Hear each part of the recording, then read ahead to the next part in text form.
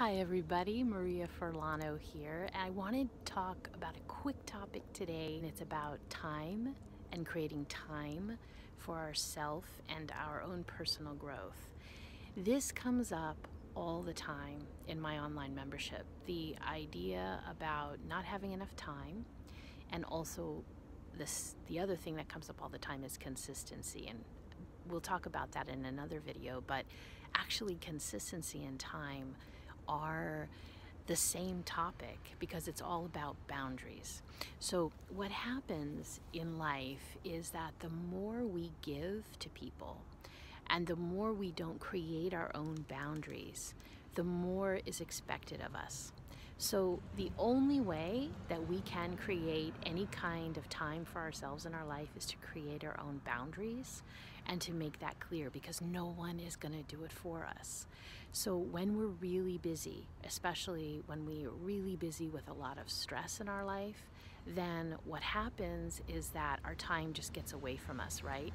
But a lot of times, if we will look at that, if we'll make a list of absolutely what's totally important and absolutely what's not important, we can find that a lot of our time that we're giving away and not using for our own self, for our own creativity, for our own health, for our own peace, for our own just sense of balance, is actually just kind of given away in ways that it doesn't need to be.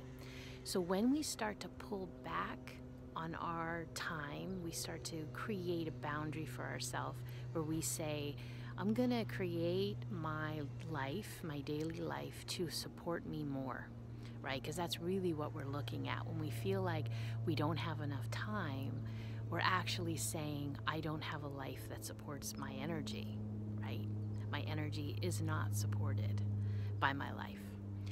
So when we start to do that, just know that you may go through kind of a bumpy road for a while, because people are expecting you to behave and act and use your time the way you've always been. And when you start to pull back and you start to create your own boundaries and you start to look at what's really important for yourself, what's really not important for yourself, people can react kind of funny because, again, there's change going on. And sometimes that causes us to go back to old patterns because either it's too uncomfortable, we don't want to disappoint people, or we don't want to make problems.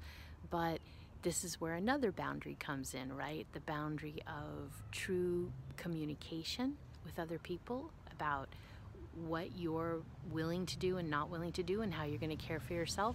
And also another boundary of, I'm making the decision for self-care and for time and that consistency of taking time for myself.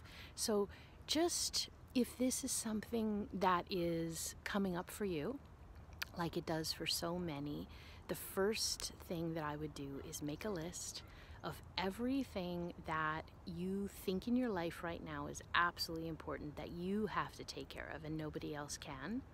And then re-look at that list and double check and make sure that it's really true, that you're the only one.